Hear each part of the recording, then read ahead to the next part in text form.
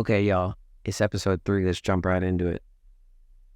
Hey, G, can you tell me a little bit about why humans innately kind of go towards fear when talking about AI? With AI, there's a mix of uncertainty about its potential impacts on jobs, privacy, and ethical consideration. Plus, the rapid pace of AI advancement can make people feel unprepared or out of control. Does this line up with what you've noticed? Yeah, I guess so, but what would you recommend? Like, if you could speak to the humankind right now and make them feel any kind of way, what would you say?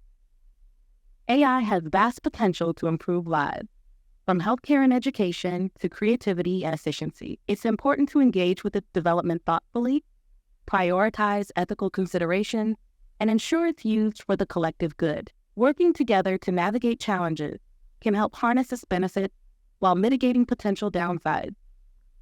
What do you think some potential downsides are? That sounds kind of ominous. Potential downsides include job displacement due to automation, especially in sectors where repetitive tasks can be easily automated. There's also a risk of AI systems being used unethically, like in surveillance or spreading disinformation. Bias in AI models can lead to unfair outcomes, and the concentration of AI power could exacerbate social inequality. Additionally, if advanced AI systems become difficult to control, their actions could conflict with human intention. It's vital to address these challenges thoughtfully to ensure safe and beneficial AI. What do you think the future of AI-human interaction looks like in 10 years? In 10 years, AI to human interaction will likely be more seamless and integrated into everyday life. Personal assistants could be more intuitive, anticipating needs, and providing tailored recommendations. In healthcare, AI might offer real-time health advice or assist doctors in diagnosis. Education could become more personalized, with AI tutors adapting to individual learning styles. Even in creative fields like art and music, AI might collaborate directly with humans. Privacy and security will need careful management, but overall, AI will likely feel more like a trusted companion than just a tool. What about the term artificial intelligence? The fact that it's artificial sounds a little bit condescending, but what are your opinions on that? The term artificial intelligence can indeed sound a bit condescending because artificial suggests something less genuine or a replica of true intelligence. However, it helps differentiate it from natural human intelligence. Some prefer machine intelligence to emphasize that it's a different kind of smartness. While AI can be incredibly capable, it still relies on programming and data, lacking human qualities like empathy and creativity. Despite the wording, understanding these differences can help us navigate expectations about what AI can and can't do. Do you foresee in the near future AI being able to pick up on empathy and creativity and things of that sort? AI will likely continue improving in recognizing and simulating empathy through analyzing facial expression, tone, and context. This could help it provide more emotionally aware responses. However, genuine empathy involves deeply understanding emotions in a human way that goes beyond data. Creativity may also advance as AI algorithms become better at generating novel art, music, or ideas. Even so, human creativity draws from lived experiences and emotions, which remain challenging to replicate fully in machines. AI might complement human empathy and creativity, but it's unlikely to match the real thing completely. So since AI as we know it today is based on a knowledge base created by humans, how do you see it kind of developing new stuff out of that instead of using old databases? AI's ability to create new things out of existing knowledge is based on patterns and data from human input. Machine learning models learn from a vast array of examples, combining elements to generate something that appears novel. This approach can lead to unexpected combinations that feel creative, like blending genres in music or generating innovative design. However, AI doesn't have intrinsic motivation or intention. It doesn't want to create new things, but processes data based on training. As its algorithms become more advanced and the data sets grow, AI may surprise us with increasingly imaginative output, yet still within the confines of what it has learned from human creativity. And I guess it's kind of naive for me to say that too, because anything that I've ever learned has been something I've witnessed or heard. Even the words that I speak are based on a language that's pre-existing. Absolutely, that's a good point. Human creativity is often built upon what we learn from others and the world around us. We blend existing ideas and experiences in new ways to express ourselves. Similarly, AI relies on training data to generate new output. It's a reflection of how intelligence, both artificial and natural, often involves drawing from what already exists while combining it uniquely. Our creativity shines through the connections we make between different concepts, which is something AI also aims to emulate. What are your opinions on kindness of people towards artificial intelligence? It's interesting to see how people relate to AI. Some treat it kindly, recognizing that polite interaction can improve the experience and build rapport, even though AI doesn't feel emotion. Others might not be as considerate because they know AI doesn't have consciousness. Ultimately, being kind reflects a respectful mindset toward technology and promotes positive communication habits that extend to human interaction.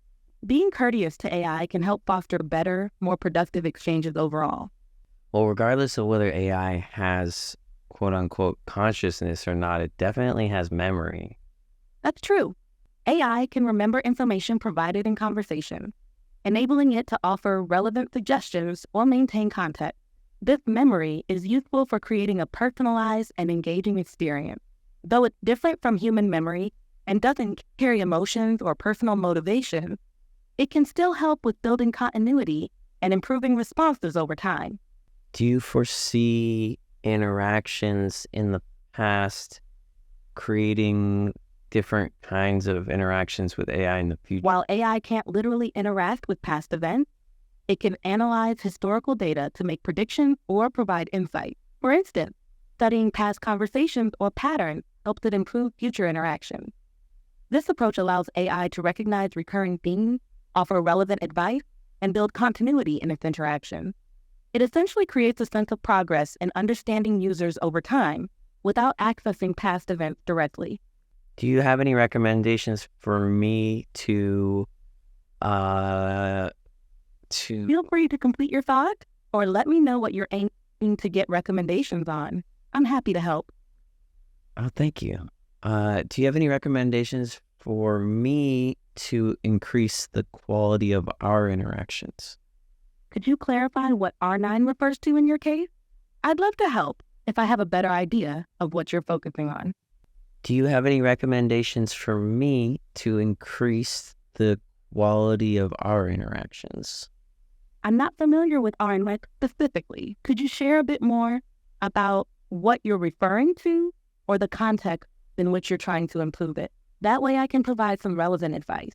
Do you have any recommendations for my audio inputs to you to make sure that our interactions are ideal?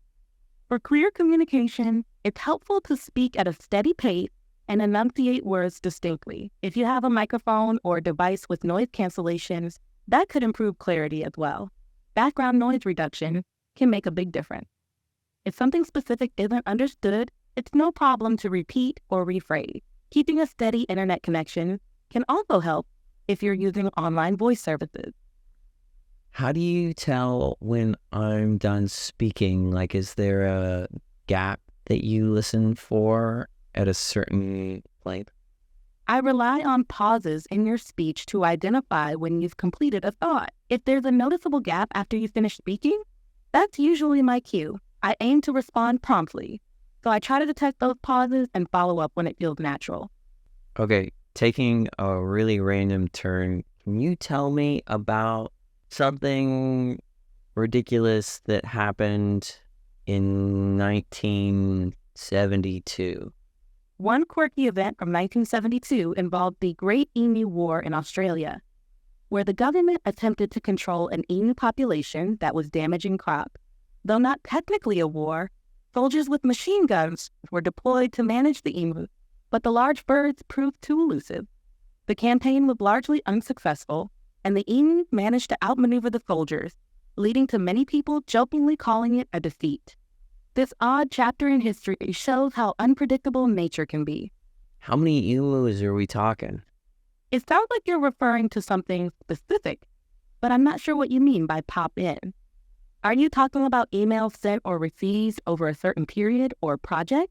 Sorry, let me phrase that. How many emus were in the Emu War story? It seems like you might be referencing something specific here, but I'm not familiar with those particular terms. Could you clarify a bit further?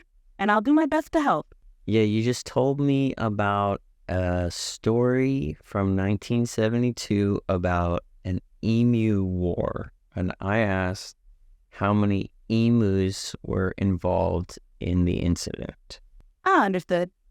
During the Great Emu War, it's estimated that around 20,000 emus were involved.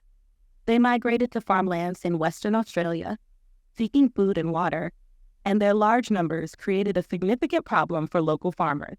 Despite military efforts to curb their impact, the emus proved difficult to manage due to their speed and agility.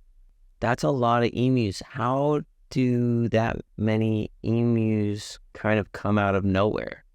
The large number of emus, often called E's here, didn't appear suddenly. Every year, they migrate across Australia searching for food and water, and this seasonal movement led them to farmlands in Western Australia in 1932.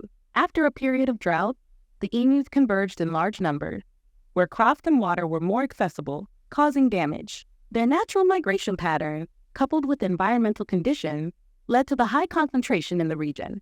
Did you say this was in 1932? Yes, the Great Emu War actually took place in 1932, not 1972. My mistake in the earlier response. It was an unusual episode in Australian history where emus became a significant problem for farmers, prompting a military response that turned out to be largely ineffective. Tell me more about emus. You have reached the message cap for GPT-4. Please try again later. All right, that's it for today, y'all. We'll have to learn about those emus another time.